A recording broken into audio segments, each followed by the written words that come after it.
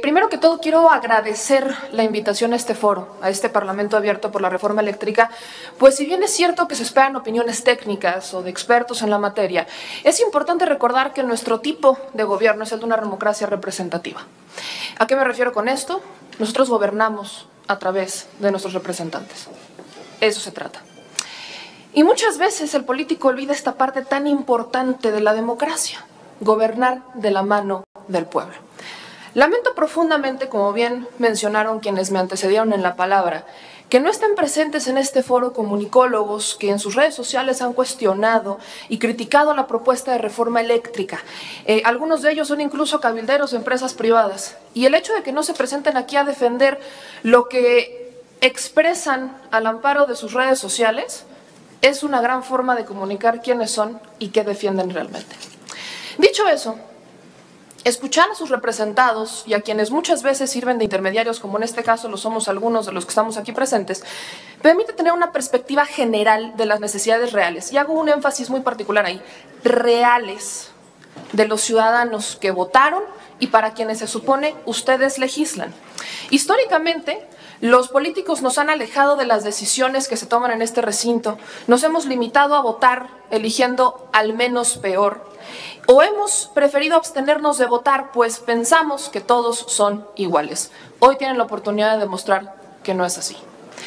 Este descontento hacia la democracia se ha hecho cada vez más grande y, curiosamente, en vez de que sirva como un timbre de alerta para la clase política, deciden minimizar las críticas que les hacen.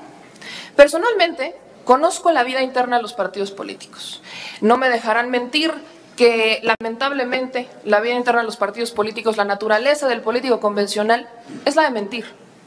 Hoy tienen la oportunidad de demostrar lo contrario. Permítanme aclarar que hoy, lejos de darles una opinión personal o ponerme en el papel de una experta que no lo soy, quiero hablarles de lo que piensa gran parte del pueblo de México. Para esto, utilicé mis herramientas diarias de comunicación, como lo son las redes sociales, los espacios informativos que conduzco y los comentarios que recibo de los ciudadanos de a pie, aquellos que difícilmente son escuchados por sus representantes.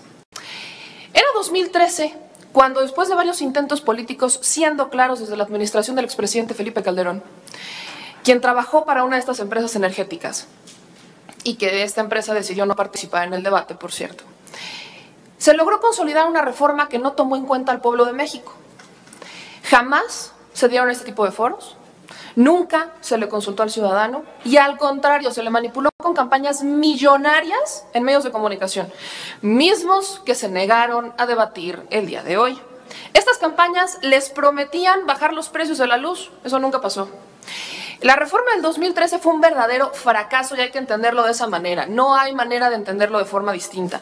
Los precios de la gasolina no bajaron, no bajó el diésel, no bajó el gas, no bajó la electricidad. Consultando expertos energéticos como el doctor Ángel Valderas Puga y otros expertos que también se han presentado a estos foros, me dieron cifras que son interesantes, que representan un timbre de alerta, señores. Tenemos una balanza comercial petrolera que pasó de un superávit de 20,000 millones de dólares antes de la reforma a un déficit de 4,000 millones de dólares, es decir, una pérdida de 24,000 millones de dólares, 480,000 millones de pesos. ¿Saben cuántas personas en México pagan recibos de más de 3,000 pesos teniendo un consumo mínimo de energía? ¿Saben cuántas veces han ido a la Comisión Federal de Electricidad para que les expliquen por qué están pagando tanto cuando tienen solamente 2 cuartos, una cocina pequeñita, un ventilador y un refrigerador muy chiquito? ¿Saben lo que sienten estas personas cuando la Comisión Federal de Electricidad les dice que no pueden hacer nada y que deben revisar sus instalaciones eléctricas, cambiarlas o cambiar todos sus electrodomésticos por unos más caros, con más tecnología y que no lo pueden hacer porque no les alcanza? ¿Saben lo que se siente, lo que viven los ciudadanos del norte y sur del país, que viven en condiciones extremas de clima, que pasan de fríos extremos a calores extremos y que tienen que estar atados al uso de una calefacción o al uso de un aire acondicionado y que no lo puedan utilizar para tener una mejor calidad de vida porque no les alcanza?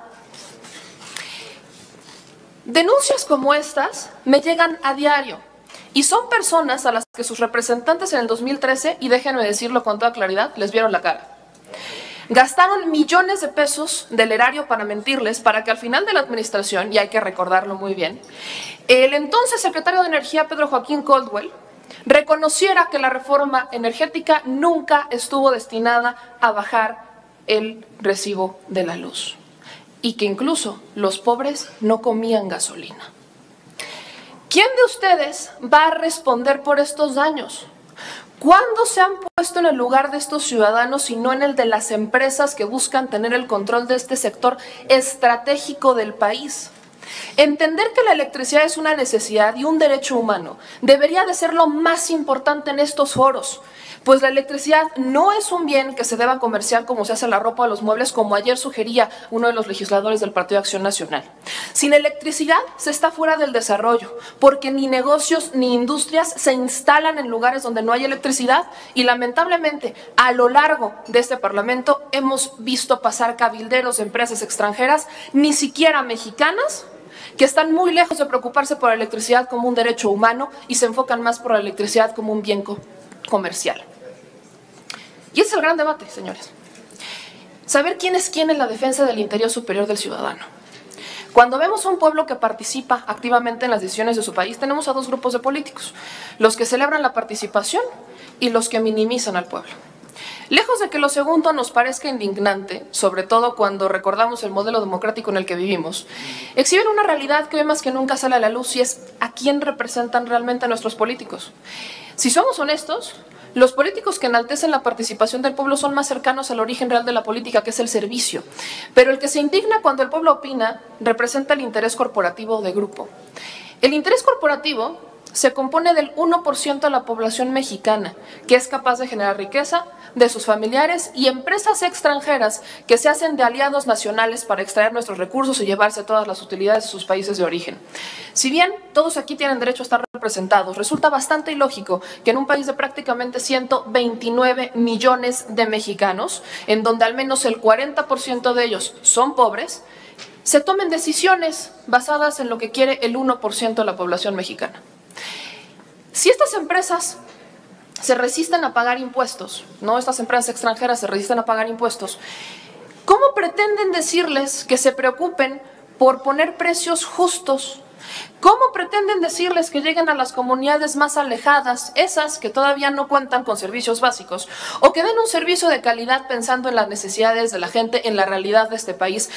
Si estas empresas de por sí se niegan a pagar impuestos, y cuando lo hacen despliegan a sus cabilderos que están en el poder legislativo para decir que el gobierno está en contra de los más ricos, ¿cómo esperan que el pueblo tenga garantías? Hablo de los 129 millones de mexicanos, no del 1% de la población de este país. También resulta bastante ilógico que en este país y con esta muy grande población, tengamos aproximadamente 142 legisladores en ambas cámaras que sirvan a estas minorías más ricas del país. ¿Qué garantías les han dado para pensar que esto es equitativo? Seamos honestos, desde hace muchos años han sido empresarios, sobre todo de la construcción, quienes han financiado campañas a cambio de obra pública, de la misma manera como lo hicieron con Odebrecht y la reforma energética de 2013. Y es por eso que tenemos representantes que no se atreven ni siquiera a decir a quiénes representan, porque saben que estas cifras no nos cuadran. En este país hay quienes han hecho las leyes a su conveniencia, han sabido exactamente quiénes son a los que hoy se minimizan y ningunean la participación del pueblo. Un pueblo que les pide aprobar la reforma eléctrica para contrarrestar los efectos que ya estamos pagando. Y muy caro, por cierto. Es un hecho que estas consecuencias no las pagaron las empresas privadas. Es un hecho que hoy escucho mucho en estos debates de la reforma, que si algo está mal, que se le sancione. Durante 14 años los reguladores no sancionaron absolutamente a nadie. Durante 14 años. ¿Qué garantías nos van a dar de que lo hagan ahora? En días pasados, 200 jóvenes de la Universidad Autónoma del Estado de Nuevo León le entregaron al dirigente nacional del PRI un documento en el que le exigían aprobar la reforma eléctrica. ¿Cuál fue la respuesta del PRI? Que seguramente las firmas eran falsas. 200 jóvenes de la Universidad Autónoma de Nuevo León. Nos piden mucho participar a los jóvenes Y cuando los jóvenes participamos, nos minimizan, nos ningunean y nos dicen seguramente son falsas sus firmas o su participación. Quiero incluso recordarles que lo que hoy ustedes decidan en esta reforma eléctrica, ya no van a pagar ustedes las consecuencias, somos los jóvenes las que las vamos a pagar, somos las generaciones por las que hoy deciden. Está muy bueno en sus discursos como constantemente dicen los jóvenes son el futuro del país, somos el presente, señores. Y nosotros también nos involucramos en las decisiones de este país. Y si nos estamos involucrando, no tienen ningún derecho a decir que nuestra participación es menos o que nuestra participación es falsa. Aprendan a ser representantes del pueblo, a escuchar a quienes los pusieron ahí. Hoy, lo que el pueblo demanda... ir redondeando, por favor, para... Lo que el pueblo les demanda es que digan claramente quiénes son y a quién representan. No está mal representar intereses corporativos. Lo que está mal es que no digan que los representan. Y si no lo dicen, es porque saben en el fondo que algo está mal. La única manera de seguir construyendo un país de oportunidades, bienestar y dignidad para todos es por medio de la participación constante y continua del pueblo. Para eso es necesario construir y destruir más bien la apatía ciudadana respecto a los asuntos públicos, para que nunca más se les permitan los abusos a ese 1% de la población privilegiada de este país. Para que se les recuerde que la finalidad de las empresas privadas, por supuesto que es el lucro, no el desarrollo social de un país. Porque quien electrificó México fue el Estado mediante 2 empresas públicas, la Comisión Federal de Electricidad y Luz y Fuerza del Centro, que llevaron el porcentaje de electrificación del 45% en 1940 al 95% en el 2000. Creo que hasta aquí es importante cerrar con esta reflexión. No está mal, insisto, decir a quién representan, pero si hoy no dicen a quién realmente representan, el pueblo se los va a cobrar caro. Muchas gracias.